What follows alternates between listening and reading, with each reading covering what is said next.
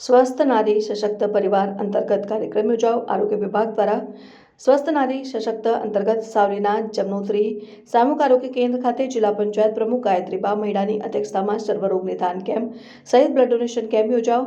ભારતના વડાપ્રધાન નરેન્દ્રભાઈ મોદીજીના જન્મદિનના ઉપલક્ષમાં આરોગ્ય વિભાગ દ્વારા સ્વસ્થ નારી સશક્ત પરિવાર પખવાડિયાનું અંતર્ગત સાવલીના જમનોત્રી સામૂહિક આરોગ્ય કેન્દ્ર ખાતે સર્વરોગ નિદાન કેમ્પનું આયોજન કરાયું, સાથે બ્લડ ડોનેશન કેમ્પનું આયોજન કરાયું। આ કાર્યક્રમ 17 સપ્ટેમ્બરથી 2 ઓક્ટોબર દરમિયાન આરોગ્યલક્ષી વિવિધ કાર્યક્રમોનું આયોજન કરવામાં આવશે, જે અનુસાર 135 વિધાનસભા મતવિસ્તાર સાવલી ડેસર તાલુકા વડોદરા ગ્રામ્યના ધારાસભ્ય કેતન ઇનામદાર, વડોદરા જિલ્લા પંચાયતના પ્રમુખ ગાયત્રીબા મહિડા સહિત સાવલી તાલુકા પંચાયતના પ્રમુખ ગીતાબેન સોલંકી સહિત તાલુકા પંચાયત સદસ્યો અને આરોગ્ય વિભાગના અધિકારીઓ અને ગામના આગેવાનો ઉપસ્થિત રહ્યા હતા। તે પ્રગટાવી કાર્યક્રમની શરૂઆત કરાઈ હતી, જેમાં આરોગ્ય વિભાગના નિષ્ણાત તબીબોએ સેવાઓ આપી હતી અને કેમ્પમાં આયુષ્માન કાર્ડ પણ કાઢવા માટે વ્યવસ્થા કરવામાં આવી હતી, જેમાં જરૂરિયાતવાળા લાભાર્થીઓએ કેમ્પનો લાભ લીધો હતો।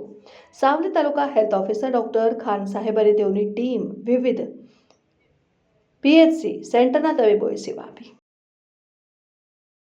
જન્મોત્રી હોસ્પિટલ ખાતે સ્વસ્થ નારી સશક્ત પરિવારનો એક કાર્યક્રમ રાખવામાં આવ્યો છે, જેમાં નારીની દરેક ચિંતા જ્યારે ગુજરાત રાજ્યની ભૂપેન્દ્રભાઈ સરકાર કરતી હોય અને આપણા દેશના યશસ્વી વડાપ્રધાન શ્રી નરેન્દ્રભાઈ મોદી સાહેબ જ્યારે બહેનો અને માતાઓ માટે આટલી ચિંતા કરતા હોય, તો આજે સાવલી તાલુકામાં આ જન્મોત્રી હોસ્પિટલમાં સ્વસ્થ નારી સશક્ત પરિવારનો એક કાર્યક્રમ રાખવામાં આવ્યો છે, જેમાં આજે હોસ્પિટલમાં વિવિધ મેડિકલ કેમ્પ કરવામાં આવે છે। તેમાં સ્ત્રીઓને લગતા આરોગ્યને લગતા દરેક ટેસ્ટ કરવામાં પણ આવશે અને એની દવા અને નિરાકરણ કરવામાં આવશે।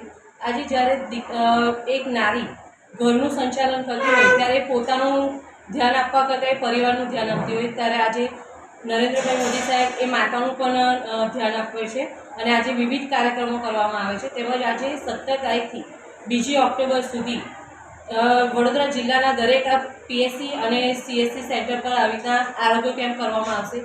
તો હું દરેક નાગરિકોને અપીલ કરું છું કે આ કેમ્પમાં જોડાઓ અને સુવિધા જે તાલીમ અને સુવિધાઓ છે આરોગ્યને લગતી, એ દરેક સુવિધાઓનો લાભ લો। જ્યારે દેશની માતા અને દીકરી અને બહેનો સ્વસ્થ રહેશે તો દેશ પણ સ્વસ્થ રહેશે અને સશક્ત રહેશે।